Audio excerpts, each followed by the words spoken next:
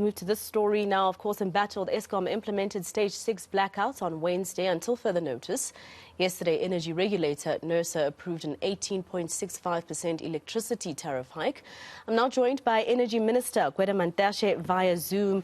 Minister, thank you very much for your time here on ENC. I know that you want to, first of all, just respond to the allegations by Outer that you're a minister that is fossil fuel happy, who is more concentrated on fossil fuel. What's your response to what they're saying in terms of what they allege is your incompetence? Minister, can you just unmute for us, please, Minister? Sorry, we can't hear you. Okay, thank you. There you are. Thank you. Thank you very much.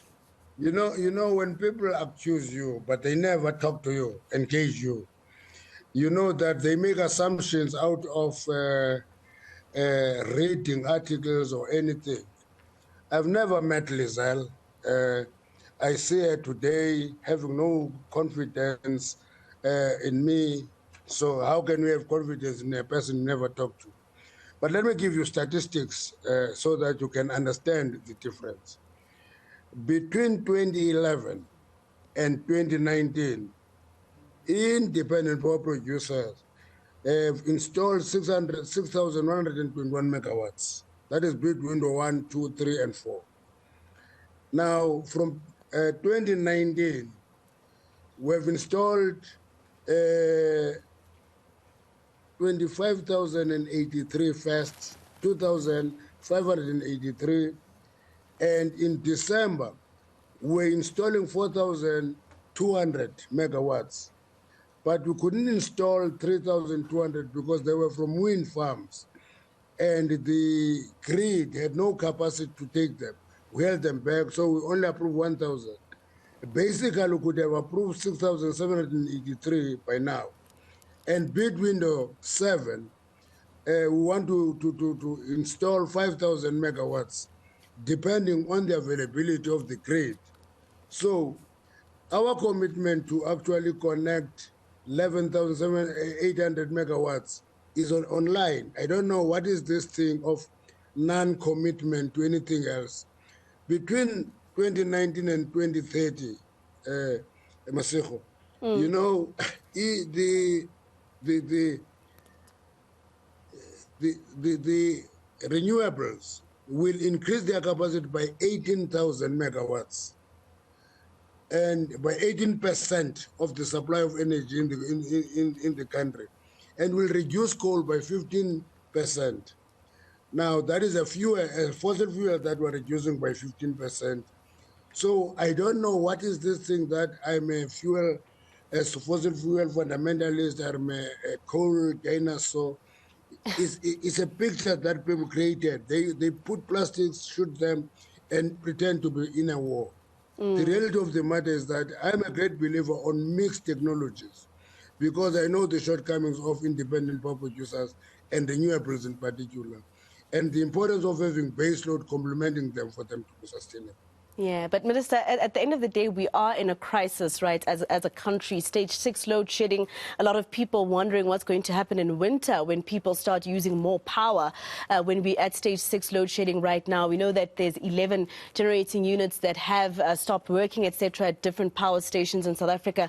But the National Energy Crisis Committee that was established by the President, I think, last year when he announced his plan, is trying apparently to fast-track some of the days to which you know, some of the IPPs that you have signed on will be able to actually give South Africans another option. Is this true? What are they telling you during the meetings that you might be privy to? No, but the most urgent task that is facing us is to work with Eskom to optimize generation from existing capacity. In Eskom, we have 48,000 megawatts connected to the grid. But Eskom at best can give us 26,000 megawatts. There's 22,000 megawatts that is idling, but connected. It's not decommissioned. And if there was a focus on that, service and maintain those megawatts, we wouldn't be having load shedding. And then your build program of renewables will complement that in the medium to long term. But in the immediate, we make your coal power station to generate optimally and give us energy.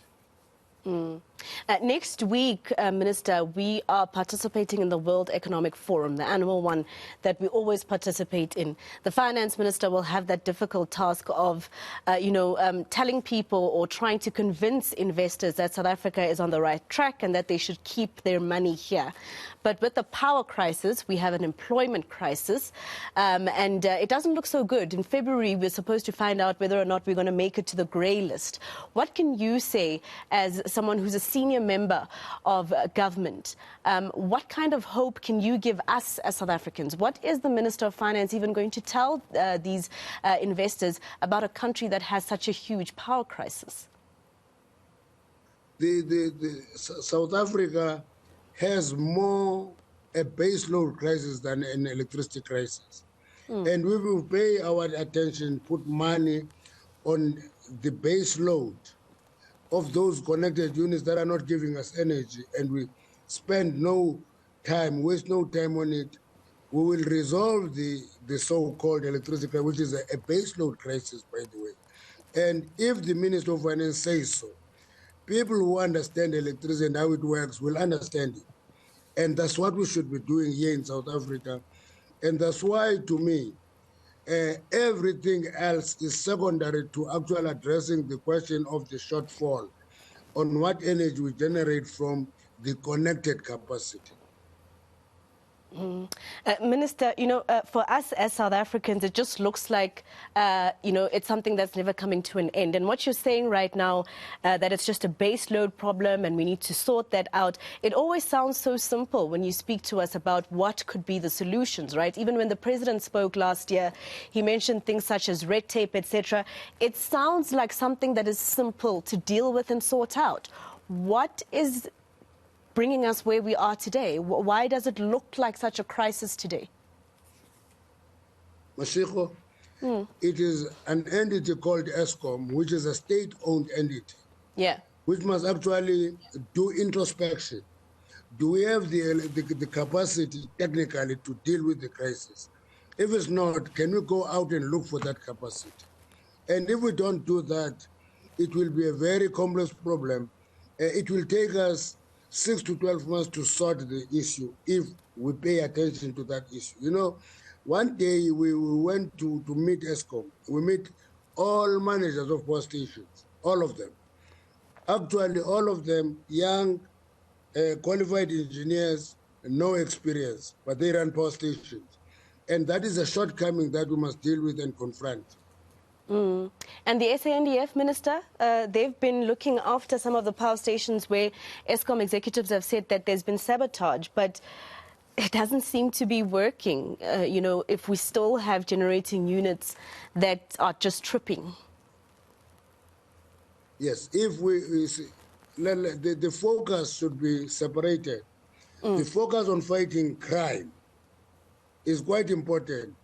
But if you fight crime in a vacuum, we don't sort out the technical problem that confront Eskom, you're not going to resolve the problem because the actual primary problem there is technical. So the technology that we're having coal power station, and the talk of a coal power station must be closed now and so forth in itself is actually creating an environment where people who run Eskom don't see the urgency of ensuring that those power stations must give us energy. As we deal with load shedding and clean energy, we must always appreciate that we need clean energy, but at the same time, we must deal with energy poverty.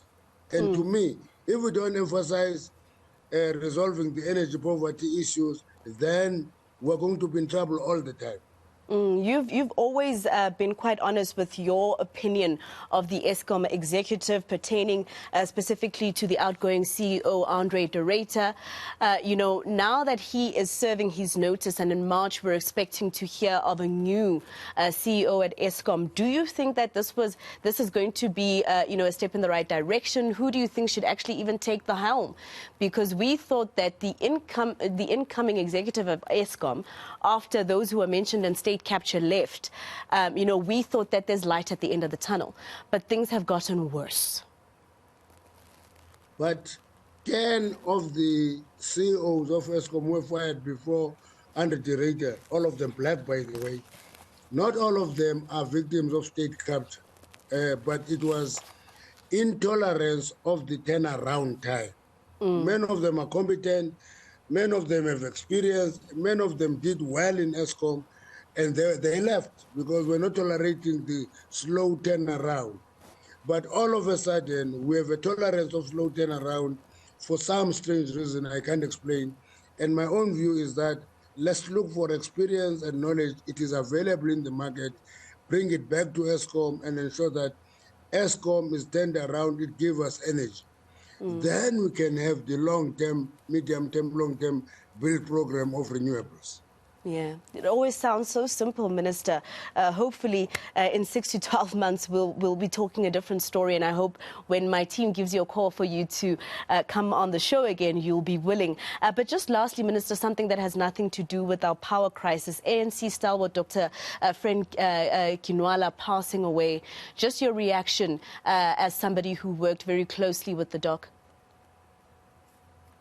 I think we should pass our condolences to Comrade Frene. She has dedicated her life to the liberation of our people, and therefore we should not forget that we should pay our respect to her and send our condolences. And perhaps also just make sure that as the governing party and as somebody who was part of the governing party that fought for a better South Africa, that should be something that is realized much faster than it has. Minister, thank you so much for your time and speaking to us here on ENCA. Energy Minister Gwede Mantashe speaking to us there.